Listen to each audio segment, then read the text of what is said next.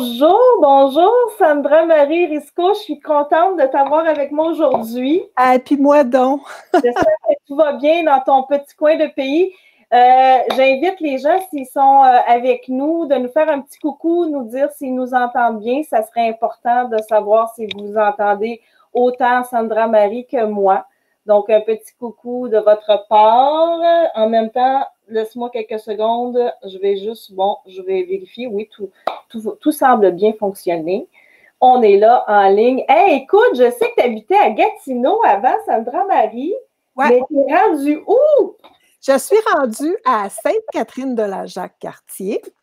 C'est un petit peu au nord de la ville de Québec, pas loin de la base militaire Valcartier. OK. Et puis, c'est ça. J'habite dans ce que j'appelle ma forêt enchantée, avec des lièvres, tout plein de faune, tout le tour. Alors, ouais, je suis choyée. Ah, ben tant mieux. Écoute, aujourd'hui, on va parler de plusieurs choses ensemble, puis je suis certaine que plusieurs personnes vont être vraiment intéressées. Mais on va commencer par parler, bien évidemment, de Solutions Canines SM, de tes services, parce que là, en ce moment, en période de confinement, il faut se réinventer.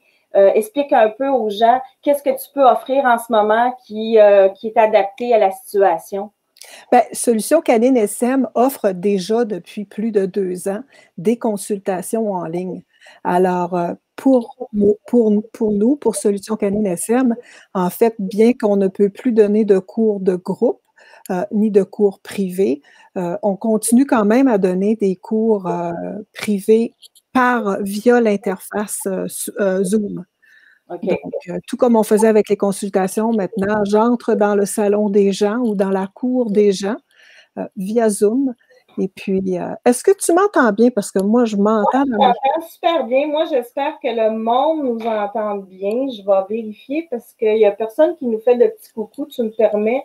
Je vais vérifier.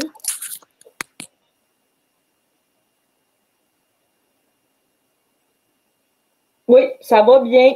Je ne m'inquiète pas. Je vais juste fermer ça. Bon, je vais prendre juste un écouteur parce que je te dirais bien franchement qu'avec les 2 écouteurs, ça me résonne dans la tête, puis c'est pas agréable. Donc là, en ce moment, oui, toi, tu étais déjà quelqu'un qui ferait tes services en ligne. Bon, on vous entend bien. On nous fait dire qu'on nous entend bien, fait que c'est parfait. OK! Bon. Euh, Alors oui, c'est ça. Donc, on donnait déjà des consultations via Zoom. Alors, ça continue, excuse l'expression anglaise, business as usual. C'est juste que je fais la plupart de toutes mes consultations maintenant en ligne, exception faite de quelques clients que je vais voir, mais avec un petit 6 pieds de distance. Et ce sont toujours des clients qui ont des chiens d'assistance puis ont besoin d'un petit quelque chose de plus rapidement. Parlons-en justement des chiens d'assistance parce que c'est un de tes services, mais c'est une de tes passions. Explique-nous comment tu es arrivé justement à développer cette belle expertise-là. C'est quoi le cheminement? Je vais essayer de faire une histoire courte. Mon conjoint est militaire, donc il a été déployé en Afghanistan 2 fois. Et puis, au fur et à mesure qu'il a fait ses déploiements, il est devenu malade, il est devenu blessé et il a été diagnostiqué avec le syndrome de stress post-traumatique.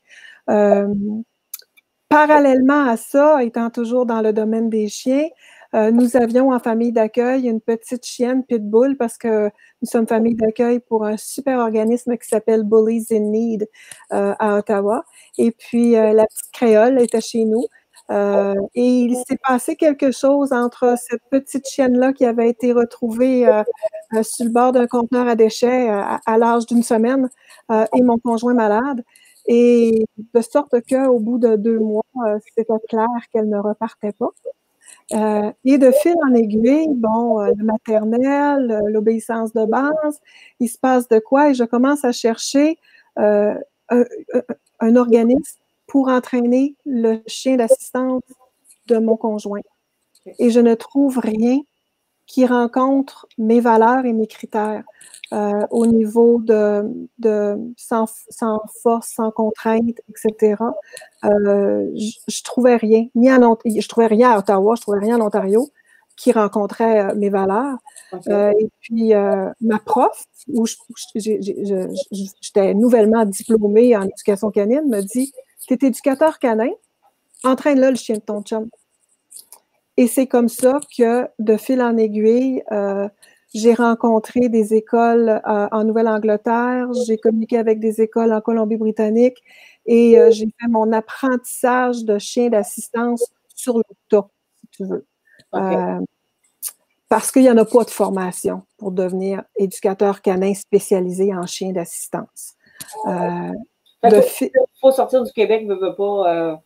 Ça n'existe pas. Il y a une formation, je crois que c'est au Kansas, mais on favorise l'utilisation de méthodes coercitives comme les colliers étrangleurs, les colliers électriques, etc. Moi, je ne suis pas là. Non, effectivement. Je ne suis pas là du tout, du tout, du tout. Donc, avec ces gens-là pour me soutenir, avec 2 superbes organismes qui s'appellent Pause for Thought en Nouvelle-Écosse et Wounded Warriors au Canada, j'ai continué, j'ai développé mon expertise, ils m'ont envoyé des clients et petit à petit, ça a pris de l'ampleur jusqu'à ce qu'aujourd'hui, Solutions Canines SM entraîne des chiens d'assistance pour militaires et premiers répondants, mais également depuis peu de temps pour des civils aussi. À travers ça, j'ai fait une formation de premier répondant en santé mentale parce que oui, je comprends la problématique pour l'avoir vécu, mais parce que ça prend plus que ça aussi. Il faut comprendre c'est quoi les problèmes de santé mentale si on veut pouvoir encadrer l'équipe, parce que quand on entraîne un chien d'assistance, on entraîne une équipe. On n'entraîne pas une personne ou un chien, c'est une équipe. Cette équipe-là va devoir apprendre à travailler ensemble. Travailler ensemble, à être soudés ensemble. On a quelqu'un qui dit une pionnière dans le domaine au Québec. La meilleure! Ah, t'es la meilleure! Puis, hey, je suis chanceuse. Je vois le message passer, mais je ne sais pas c'est qui. Moi non plus, parce que je ne vois pas les noms, mais il faudrait que je me tourne le visage. Je vais aller voir. Mais moi, bon, j'aimerais ça que tu nous expliques parce que, bon, j'ai travaillé quand j'ai parti tout animal avec Mance Lamotte, qui est zoothérapeute. Peux-tu nous expliquer un petit peu, c'est quoi la différence? Bon, on parle de chien d'assistance, mais c'est quoi la différence entre chien d'assistance, chien de thérapie, il y a chien de zoothérapie, puis chien d'assistance. Voilà, soutien émotionnel. Peux-tu nous expliquer les différences? Parce que c'est un peu mêlant, moi, je trouve. Oui, bien sûr. C'est intéressant que tu poses la question. Je t'avais d'ailleurs envoyé un document à cet effet-là. J'ai fait partie du comité du Bureau de la standardisation du Canada qui ont voulu justement mettre en place une norme par rapport aux chiens d'assistance au Canada parce que ça n'existe pas. Malheureusement, les divergences d'opinion de certains groupes ont fait en sorte que, après le dépôt du rapport pour première lecture, on n'a pas pu avancer plus loin que ça parce qu'il y avait trop de dissidence entre les fournisseurs de services. Ce qui est ressorti, par contre, de cet exercice-là, c'est qu'au Canada, on retrouve 3 types de chiens d'assistance, si tu veux. Et là, je n'inclus pas là-dedans les chiens de travail, c'est-à-dire les chiens policiers, les chiens pisteurs, les chiens dans les aéroports, etc.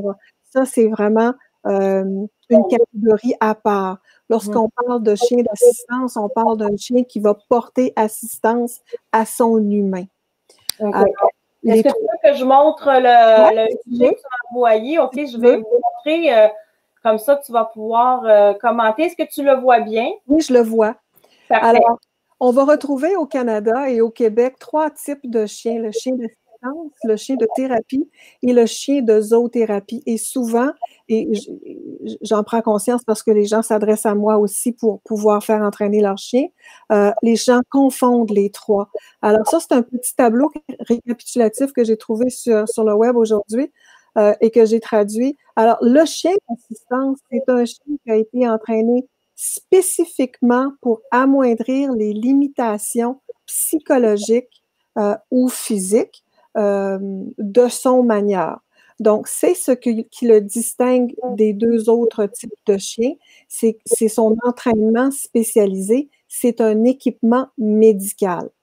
Le chien de zoothérapie va également avoir un entraînement spécialisé.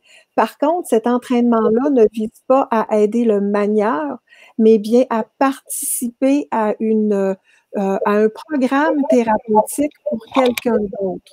Par exemple, quelqu'un qui aura une mobilité réduite, on pourrait l'encourager à utiliser ses mains, la fine motricité, en brossant le chien. Donc le chien est entraîné pour pouvoir assister dans ce genre de travail-là. C'est la grosse différence. Le chien de thérapie, lui, peut recevoir une formation de base, ce qu'on appelle l'éducation de base. Il va devoir démontrer qu'il est bien en public, qu'il est calme, qu'il accepte de se faire caresser, etc. Mais il n'a pas reçu un entraînement spécialisé comme tel. C'est le chien qu'on va trouver dans les CHSLD, par exemple, pas présentement, on s'entend, l'aide à la lecture, des choses comme ça. Il y a l'Ambulance Saint-Jean ici au Québec qui ont un programme de chien de thérapie. À Ottawa, il y a Ottawa Therapy Dogs aussi qui font du chien de thérapie. Donc, et les manières, les propriétaires de ces chiens-là sont responsables d'amener leurs chiens dans des lieux prédéterminés. Ils ont le droit d'aller dans des endroits X, Y, Z avec leurs chiens. Donc, ça, c'est la grosse différence entre les trois. Ensuite de ça, lorsqu'on parle d'accès public, ben, il n'y a que le chien d'assistance certifié qui a accès public. Donc, dans les restaurants, les épiceries, les hôpitaux, je vais à l'hôpital, moi, avec ma chienne, a le droit aussi dans les résidences et dans les appartements, en dépit d'une politique animaux interdits. Ça, on doit ça à la cause de la Roseville. Je ne sais pas si vous vous souvenez, c'était une personne qui était malentendante, qui vivait en condo et la corporation de condo ne voulait pas lui donner accès, ne voulait pas donner accès à son chien et ils ont gagné. Okay. Donc, c'est ça. Le chien d'assistance appartient au manieur et travaille uniquement pour le manieur. Avec le manieur. Ne pas le déranger. Voilà. Okay. Vous avez remarqué dans la colonne qu'il n'y avait pas chien de soutien émotionnel? Oui, c'est vrai, tu as raison. Parce que ça n'existe pas au Canada. Ah. On en entend parler maintenant parce qu'il y a des organismes comme la Sûreté du Québec, okay. Dans les palais de justice aussi, on va avoir ce genre de chien-là qui est là pour soutenir les victimes de violences, pour les aider dans leur témoignage ou autre. Mais ce sont des cas très, très, très spécifiques. Oui, effectivement, je me souviens, à un moment donné, on avait parlé de ça aux nouvelles où il y avait un bouvier bernois de mémoire qui avait été soutien émotionnel pour passer en cours. Oui. Donc, mais aux États-Unis, c'est reconnu. L'animal d'assistance est reconnu par l'American Disability Act. Quoique maintenant, on commence à resserrer un petit peu davantage aussi ce que ça veut dire un animal de soutien émotionnel. Mais au Canada, ça n'existe pas. OK. Il y en a qui essayent de faire croire que ça existe, mais ça n'existe pas. Ça n'existe pas. Et toi, donc, si je comprends bien, dans ce que tu offres, c'est le propriétaire, l'humain en tant que tel, le propriétaire a déjà son chien, donc. Il a déjà fait une sélection, il a déjà son chien. Donc, à ce moment-là, toi, tu interviens? Oui, parfois. Parfois, il va s'adresser à moi parce qu'il est en processus pour obtenir un chien d'assistance. Il n'a pas encore fait son choix. À ce moment-là, je vais le diriger vers des éleveurs éthiques avec lesquels je fais affaire. Okay, donc, tu peux faire ce processus-là avec la personne de sélection. Oui, absolument. Selon la personne, les caractéristiques, tout ça, l'environnement où la personne vit, etc. Exactement. Mais sinon, quelqu'un qui a déjà son chien... Quelqu'un qui a déjà... Oui, il peut s'adresser à moi aussi avec certaines considérations. Dans un premier temps, il va falloir qu'on évalue le chien pour déterminer d'emblée si le chien a la personnalité requise pour être un chien d'assistance. On s'entend, la personnalité, ça ne s'entraîne pas, ça ne change pas. Donc, si le chien présente des comportements qui sont impolis, par faute de meilleur terme, impolis, le chien saute, des choses comme ça s'entraîne, c'est pas un problème. Mais un chien qui serait anxieux, un chien qui serait réactif envers les autres chiens, un chien qui serait réactif envers les humains, ça, c'est sûr et certain que le chien va être déclassé. C'est pas des bons candidats en tant que tel, ça, c'est clair. Ben, ça peut être un bon candidat pour la personne qui reste à la maison dans l'environnement de la personne.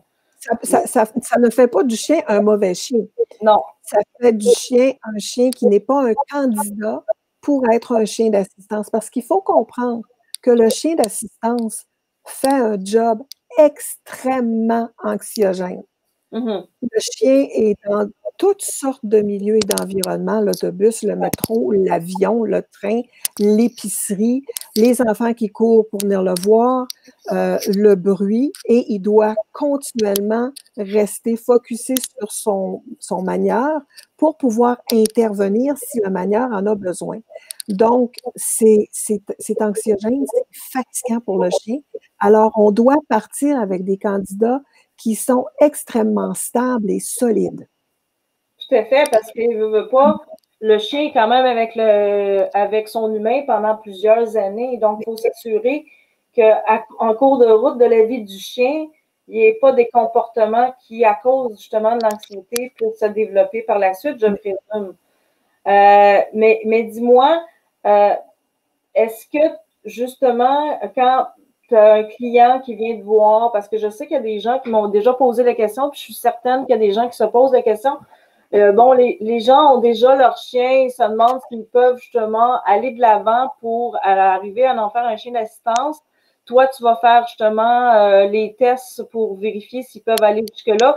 Mais sinon, si tu vois que le chien ne peut pas se rendre jusqu'à un certain niveau, tu peux quand même faire en sorte que le chien soit un bon chien de soutien émotionnel, d'accompagnement dans la maison et puis qu'il puisse accomplir certaines choses. Exactement. Lorsque la personne entre dans le processus, il y a, à moins que ce soit un chiot. Si c'est un chiot, on n'évaluera pas le chiot tout de suite. Okay. La première évaluation pour un chiot va avoir lieu vers l'âge de 6 mois. Mais si c'est un chien adulte, comme ça arrive fréquemment, il va y avoir une première évaluation et là, on va commencer à travailler avec l'équipe. Et l'équipe est déjà au courant qu'il va y avoir des évaluations et ça va aller par étapes. Parfois, ça peut être aux 3 mois, parfois, ça peut être un peu plus. Ça dépend de l'évolution du chien, mais il y aura au moins habituellement 2 évaluations entre le moment où le chien entre dans le programme et le moment où il va faire son examen de certification. Donc, le client sait, parce qu'il paye au fur et à mesure qu'il utilise les services d'un entraîneur, le client sait qu'il n'y a pas de garantie que le chien va réussir son examen. Et souvent, les clients s'en rendent compte d'eux-mêmes. Oui, ne veut pas dans le processus. Oui, on va commencer à travailler en milieu public. Puis, souvent, ce que je vais entendre, c'est « Je suis tellement stressée de sortir avec mon chien, je ne sais pas ce qu'il va faire. » Oui, c'est ça. Ouais. Malheureusement, on a des organismes, on a pris conscience que certains organismes qui vont utiliser des outils comme des colliers électriques, des colliers étrangleurs ou autres pour inhiber ces comportements-là, pour empêcher le chien de réagir. C'est pas une solution, pas pour un partenaire sur lequel on va compter pour des besoins médicaux. Non, effectivement, on a fait qu'augmenter l'anxiété en plus, ça l'aide pas. Mais les gens qui êtes là, gênez-vous pas à poser des questions si vous avez des questions à poser à Sandra Marie. Moi, j'en ai une. Quand quand un client t'appelle, a déjà son chien, as-tu des prérequis avant l'évaluation? Est-ce que tu veux absolument que le chien ait déjà une base d'obéissance, ou pour toi, tu t'es prête, tu y vas de l'avant toi-même dans ce... Non, c'est pas nécessaire. Je veux juste dire bonjour à... Je vois qu'il y a des gens que je connais, là. Merci beaucoup. C'est des super... Drogo, mon amour, je l'aime tellement. on tisse des liens avec nos équipes, hein? Ça devient des amis, ça devient des personnes à qui on parle en dehors du contexte de chien d'assistance, parce que ça devient des liens extrêmement... On rentre dans le quotidien puis dans le privé de ces gens-là, hein? Donc, tu me demandais, excuse-moi, je suis partie sur un autre. Écoute, c'est ça la beauté du live, c'est qu'on a le droit. On a le droit. On a le droit de faire. En fait, je te demandais si quand quelqu'un t'appelle justement pour qui ont déjà leur chien, puis avant même de procéder à l'évaluation, tout ça, est-ce que toi, tu demandes des prérequis comme par exemple le chien doit avoir déjà suivi le cours d'obéissance ou le cours de maternelle, le cours d'obéissance, ou pour toi, ça n'a pas vraiment d'importance? Je ne demande pas de prérequis au chien, je vais demander des informations sur le chien. Oui, bien évidemment. Je vais évaluer le chien selon son âge. Par contre, la personne, elle a des prérequis à rencontrer. Elle doit avoir un diagnostic, elle doit avoir une prescription pour un chien d'assistance, elle doit être suivie par son équipe médicale et elle doit être stable. Il y a aussi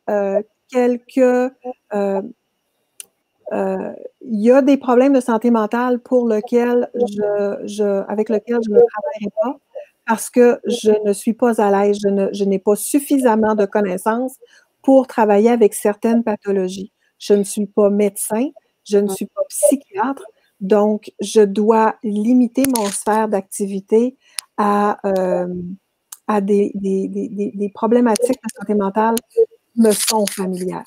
Justement, parlons-en de quel type de clientèle que toi, tu peux travailler. Je crois que tantôt, tu parlais des militaires qui sont en choc post-traumatique. Ouais. Est-ce qu'il y a d'autres types de clientèle avec lesquels tu as déjà fait affaire ou que tu fais affaire présentement? Le gros de ma clientèle, c'est vraiment les militaires et les premiers répondants qui souffrent du syndrome de stress post-traumatique, mais il faut comprendre que le SPT, c'est un parapluie pour un ensemble de comorbidités. On va parler d'anxiété généralisée, on va parler de dissociation, donc on va parler d'un ensemble de comorbidités qui se retrouvent sous ce parapluie-là. J'encadre des équipes qui présentent un ensemble de ces facteurs-là. Je commence à travailler aussi avec des gens qui sont Asperger ou qui ont d'autres troubles similaires, mais en très petite quantité, puis dans la mesure, quantité, ça fait un peu, on dirait, chaîne de ménage. Tu inclus ce qu'on appelle le spectre de l'autisme, oui. Oui, je vais travailler avec le spectre de l'autisme, effectivement. Mais sous des conditions extrêmement serrées, parce que, ce n'est pas ma spécialisation à moi. Donc, lorsque je travaille avec ce genre de clientèle-là, je vais me reposer beaucoup sur les spécialistes. Donc, l'équipe de la personne, oui, mais aussi dans mon entourage, j'ai des gens sur qui je peux m'appuyer, qui ont ces connaissances-là que moi, je n'ai pas. Autre question que je suis certaine que les gens se posent. Vas-y, c'est parce que je lis les commentaires. Ah oui, vas-y.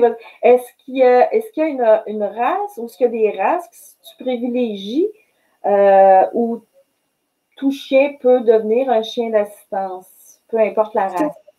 C'est une super de belle question. Tout chien peut devenir un chien d'assistance.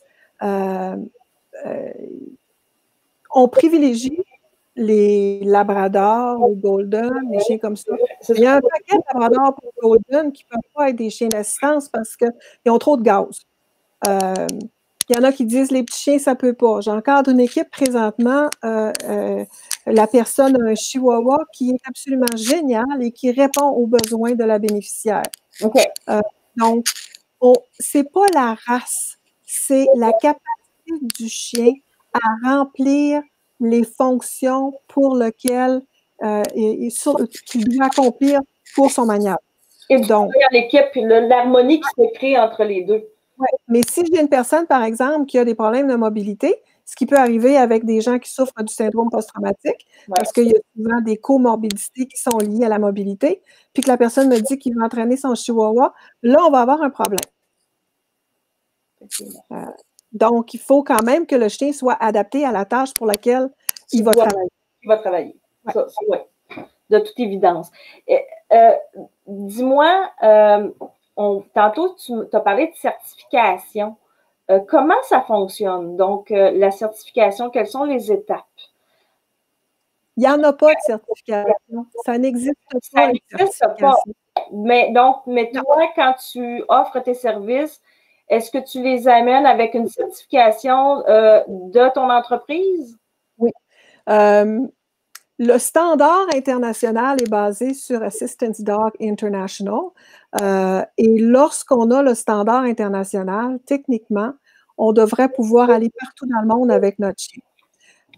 En l'absence de certification, comme c'est de compétence provinciale, il y a des provinces qui ont émis des standards, des normes pour les chiens d'assistance. C'est le cas, entre autres, pour la Colombie-Britannique, qui est vraiment la province précurseur dans le domaine de la certification et de l'encadrement de l'entraînement des chiens d'assistance. Eux se sont basés énormément sur Assistance Dog International. Pas seulement ils se sont basés, ils sont certifiés Assistance Dog International. Okay. La Nouvelle-Écosse a fait de même. Je pense que leur réglementation a passé l'année dernière ou l'année d'avant. C'est tout récent. L'Alberta commence à se pencher là-dessus aussi. En l'absence de législation, c'est la Charte des droits et libertés qui prime et qui dit que toute personne a le droit, etc., etc. Je n'ai pas la nomenclature exacte. Ici, au Québec, qu'est-ce qui arrive avec ça? Est-ce que les gens... Ça n'existe pas. Là où le bas blesse, c'est si quelqu'un qui n'a pas un chien certifié se fait refuser un accès public, ne pourra pas faire valoir ses droits. Ne pourra pas dire « j'ai un chien qui a été entraîné par telle école, qui a passé un examen et qui est un chien d'assistance. » Mais là, toi, une fois que tu as fini de donner ta formation au duo, est-ce que la personne peut aller passer une certification à l'association que tu parlais tantôt? Non, pas à l'association dont je parlais tout à l'heure, mais moi, j'organise des certifications. Je vais demander à un examinateur externe, parce que c'est moi qui ai entraîné l'équipe. Ce n'est pas moi qui devrais passer l'examen de l'équipe. C'est une question de transparence. Donc, je vais accompagner mes équipes, mais il va y avoir un évaluateur externe qui va procéder à l'évaluation. Et l'évaluation est extrêmement similaire à ce qui se fait chez Assistance Dog International. Ouais, c'est basé là-dessus. Ça ressemble à ce qui se fait en Colombie-Britannique. Mais ici, une fois que le chien passe tous ces processus-là, le client va pouvoir aller justement à l'hôpital, aller dans les lieux publics avec son chien? Oui. Une fois que le client a passé l'examen de certification, je vais émettre au client une carte d'identité avec son nom, le nom du chien, le nom de mon école, bien évidemment, la date de certification et la durée de certification. Les chiens devraient être certifiés aux 2 ans. Donc, normalement, après ça, ça reste de la discrétion de l'établissement d'accepter ou de refuser. C'est ce que je peux comprendre ici, là, au Québec. Non, une fois que le chien est certifié et a cette certification-là, il a accès public partout. OK. Et il peut défendre son droit d'avoir accès public partout. D'accord. Et écoute, combien de temps que ça peut prendre pour justement entraîner ce type de chien-là? Combien de clients que tu peux prendre par année? Parce que ça doit demander quand même beaucoup d'énergie. Ça demande beaucoup. Pour répondre à ta première question, selon l'âge du chien, si on part avec un chiot, on va parler facilement de 18 à 24 mois pour amener le chien à pouvoir passer un test d'accès public et être stable en public. Et c'est pas juste être stable en public, hein, c'est de pouvoir aussi travailler en public. Donc, c'est une chose d'être en ligne puis attendre de rentrer chez Costco. C'est une autre chose d'être en ligne, attendre pour rentrer chez Costco et aussi alerter mon manière qu'il est en train de faire une crise d'anxiété. Ouais. Donc, ça prend un minimum de 2 ans pour pouvoir faire ça à partir d'un chiot. Avec un chien, ouais, en moyenne. Avec un chien adulte, on va parler n'importe où entre 8-10 mois et 12-14 mois. Ça va dépendre du chien. C'est le chien beaucoup et la manière qui vont déterminer à quelle vitesse. Règle générale, entre 1 et 2 ans. OK. Et à quoi qu'on doit s'attendre côté budget? Je vais répondre à ta deuxième question avant. Tu m'as demandé combien d'équipes je pouvais prendre. Oui, par année, oui, ça c'est vrai, parce que quand même. Ah non, je ne pouvais pas en prendre. prendre. En parallèle, combien tu peux en prendre? Je peux en prendre 2 ou 3. Maintenant, je peux en encadrer à peu près 10 parce que j'ai le privilège de travailler avec un réseau d'éducateurs canins qui sont les tops du top. Je travaille avec des membres du Regroupement québécois des intervenants en éducation canine pour le moment. C'est avec eux que je travaille. Ils sont disséminés un peu partout dans la province. Donc, lorsque j'ai une demande qui provient de l'extérieur de l'agglomération de Québec, que moi je couvre ou que j'ai des collègues qui peuvent couvrir aussi ici, je vais transférer le client à un de mes collègues en province. Et on va pouvoir, moi je vais pouvoir le suivre à distance, mais il va pouvoir être encadré par un professionnel qui a réussi toutes les qualifications pour être membre du RKIC. Et un professionnel qui pourra aussi s'appuyer sur tes conseils si précieux. Absolument. C'est à l'intérieur d'un programme de formation. Donc, ils doivent suivre les étapes du programme de formation de Solutions Canines SM jusqu'à la certification. Mais sur place, ils ont un entraîneur pour suivre et les encadrer. OK, parfait. Et maintenant, à quoi doit-on s'attendre au niveau du budget, justement? Quelqu'un qui voudrait faire que son chien devienne un chien d'assistance? Pour moi, ce qui est important, à peu près, ouais, mais juste une petite introduction. Ce qui est important pour moi lorsque j'ai commencé à travailler avec mes militaires, mes premiers répondants, c'était de rendre la chose accessible. Donc, au lieu de dire tu as besoin d'un chien d'assistance, ça coûte 10 000 puis on se reparle dans 2 ans, c'est plutôt par étapes. Donc, il va y avoir la première évaluation. Ton chien est rendu où? OK, tu vas prendre un cours de maternelle de groupe. Donc, ça diminue les frais. Il va payer pour prendre un cours de maternelle de groupe, qui habituellement est à peu près 200 $, give or take. Quand il a fait ça, il va prendre un cours d'obéissance de base de groupe. Donc, on est déjà, en faisant des cours de groupe, en train de travailler l'accès public, hein, parce que le chien est toujours dans des endroits différents, etc. Et on est en train d'apprendre à l'équipe à travailler ensemble de façon détournée, si on veut. Donc, quand on suit ce modèle-là et qu'on paye à la pièce au fur et à mesure qu'on avance, on réduit considérablement les coûts. Donc, pour cette partie-là, hormis le coût d'achat du chien, on va parler d'environ 3 à 4 000 $.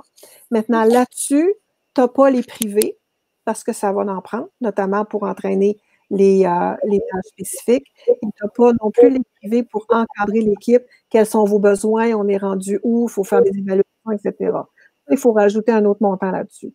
Donc, selon l'âge du chien, selon le temps que ça va prendre, ça peut varier entre 5 et 10 000 $. OK. Et dis-moi justement, on n'en a pas discuté tantôt quand on parlait de l'âge du chien. Tu parlais de Poppy, mais est-ce qu'il y a un âge précis ou est-ce qu'à un moment donné, tu ne peux pas? La personne arrive, elle dit, mais mon chien a X âge. Est-ce qu'il y a un âge limite pour toi? Oui, il y a un âge limite. Habituellement, un chien d'assistance va avoir une carrière qui va se terminer vers l'âge de 7 à 8 ans. 8 ans, là, on commence à pousser l'enveloppe un peu. Donc, si on calcule ça, si on recule, et qu'on dit que ça va prendre entre 1 à 2 ans pour entraîner le chien, à ce moment-là, après 3 ans, entre 2 et 3 ans, là, on commence à se questionner. Après 3 ans, c'est sûr que le chien est déclassé parce que le chien à 3 ans, ça prend 1 an et demi, 2 ans. La carrière du chien va être beaucoup trop courte versus l'investissement qui aura été mis en temps et en argent. Donc, c'est pour cette raison-là. Ceci étant dit, et tu l'avais abordé tout à l'heure, il y a des chiens qui ne réussiront pas à se qualifier en bout de ligne. Ils ne seront pas capables de passer le test d'accès public. Souvent, on va le voir avant. Ça n'empêche pas que ces chiens-là peuvent quand même s'ils ne sont que des chiens bons compagnons, ce sont quand même des chiens qui peuvent apprendre des tâches qui vont aider le manieur dans la maison.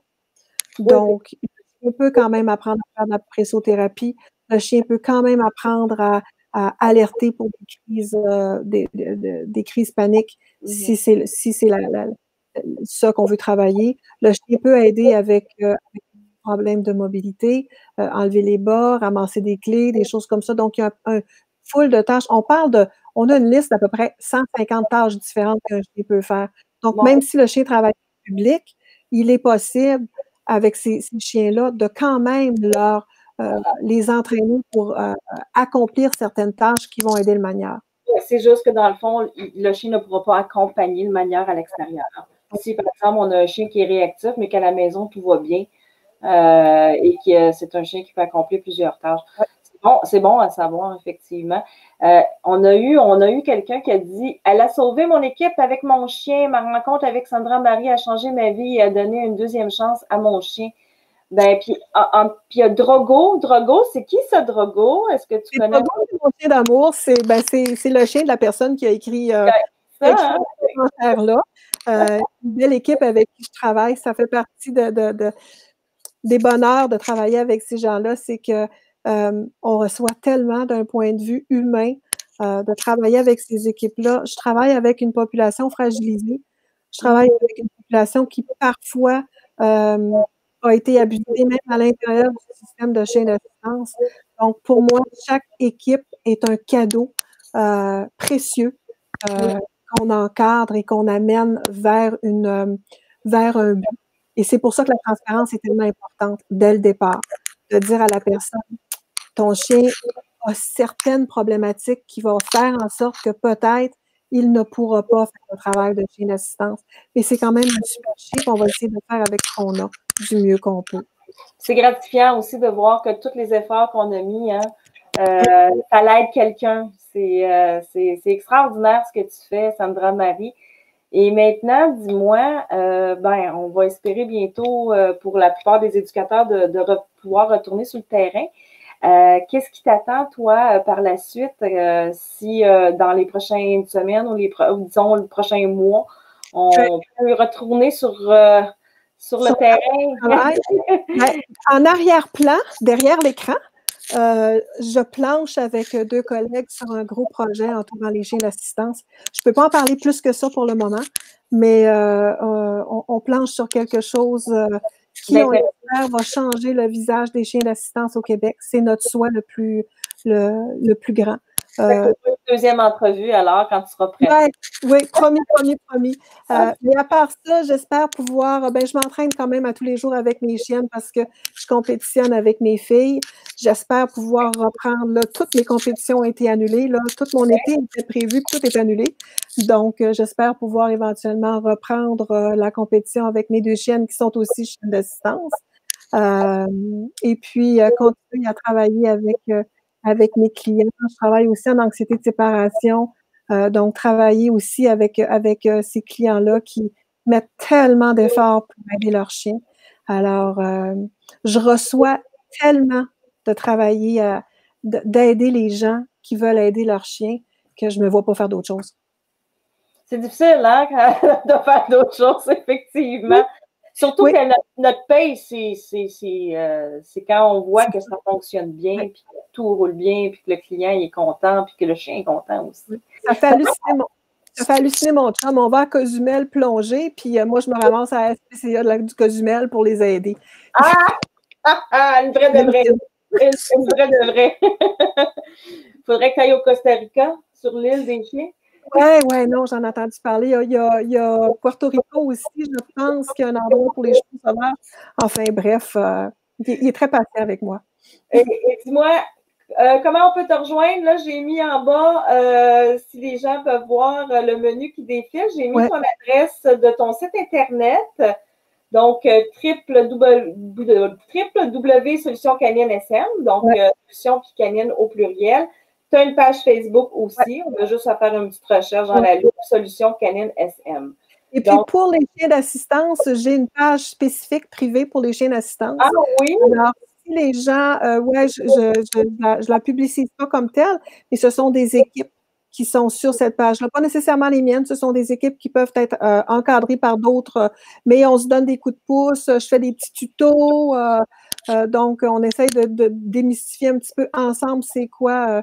Donc, si les gens sont intéressés, ils m'enverront un petit message via ma page Facebook et je leur donnerai le lien pour faire la demande pour joindre le groupe. On a une petite question pour toi. Est-ce que tu travailles avec une clientèle diabétique? Non. Quelle belle question. Je ne travaille pas avec une clientèle diabétique. C'est une spécialisation à l'intérieur des chiens d'assistance. Les chiens diabétiques, les chiens pour l'épilepsie, les chiens, ce qu'on appelle des chiens biomédicaux, c'est une spécialisation. Donc, non, je ne travaille pas avec ça. Par contre, je vais faire une formation spécialisée au mois d'octobre, spécifiquement pour les cauchemars. Donc, travailler avec, enseigner aux chiens à détecter les cauchemars et à réveiller la manière des cauchemars. Donc, ça va être une formation très, très, très, très ciblée, très spécifique. Wow! Je ne sais pas s'il y a d'autres questions. Ça, c'était Anne-Marie Giroux, je crois, qui a posé cette question. Anne-Marie, qui est une collègue de détection d'odeur.